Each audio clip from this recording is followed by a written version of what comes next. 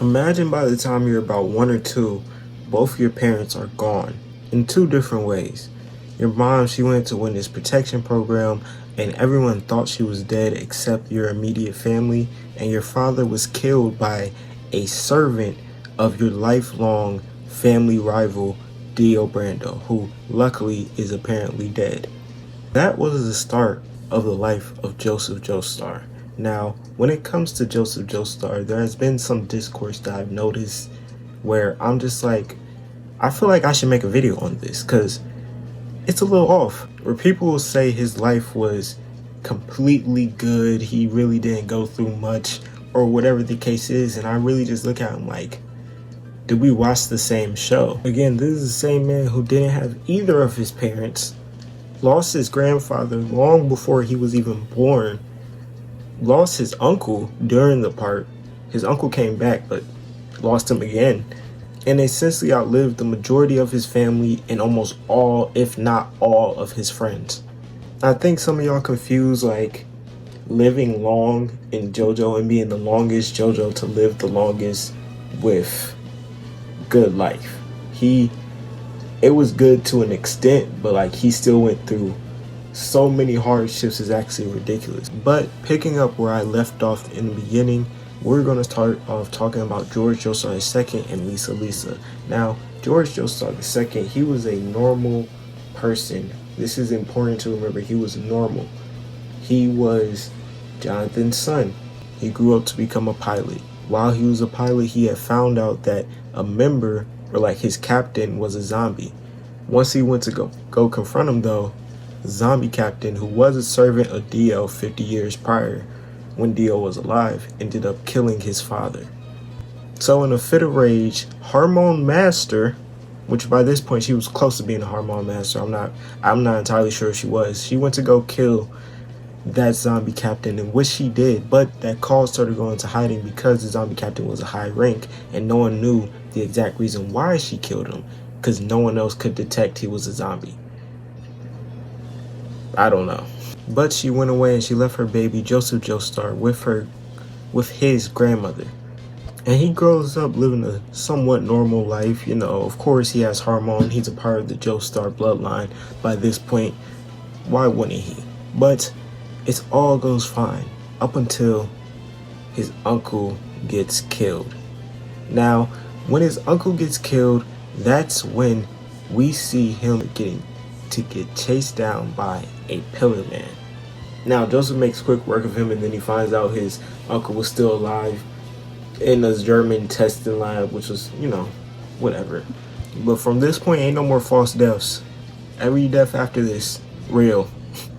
Up next, we have the unfortunate death of Caesar Zeppeli. Now, I've talked about Caesar Zeppeli's death in depth on this channel, but sum it up, that fucked Joseph up. Especially seeing Caesar's Hormone bubble, which had Caesar's headband in it.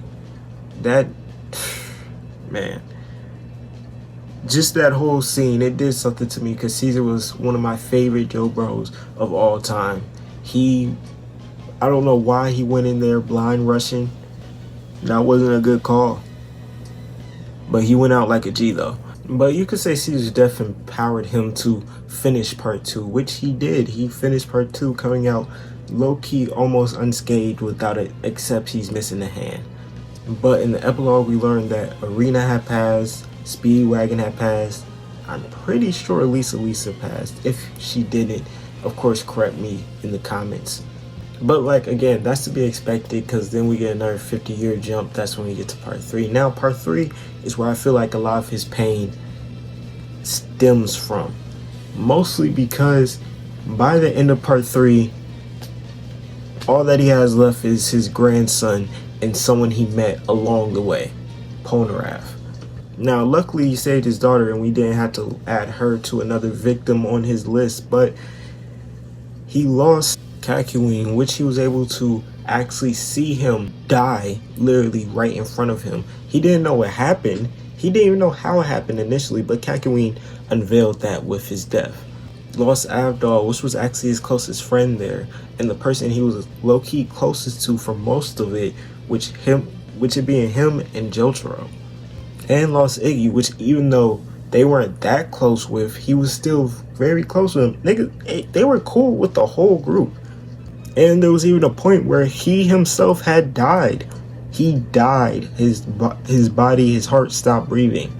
We even had this epic epilogue scene of him talking to Jotaro, saying all this stuff, oh, we had so much fun, and about to float off into the sunset.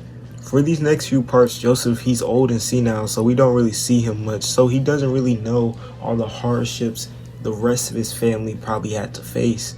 But it's worth being noted that out of the Stardust Crusaders, by the end of part 6, which I'm pretty sure Araki stated, by part 6 he still was possibly alive, but by the end of part 6 he would have been the only person still there, you know what I mean, that was originally still there. Polnareff is a turtle. I'm not counting him, he's a turtle. To be fair, Joseph did end up going home during part 4 with another child, being the invisible baby. And this video was never to say that like his life was the worst. It would just say that it was still bad, because even though you personally aren't in the death swirl and you aren't dying, you're watching everyone around you dying. You're watching your friends, your family, your loved ones. All of them are perishing to forces that are greater than all of y'all, that didn't have anything to do originally, most of the time, with any of y'all. And on top of that, think about how sad it is being in your 90s and you're outliving your grandson and your great-grand. But if you enjoyed the video, make sure you like, comment, and subscribe. We're on the road to 2K, so please like it up. We just hit 1.6K, so thank y'all, and until next time, peace.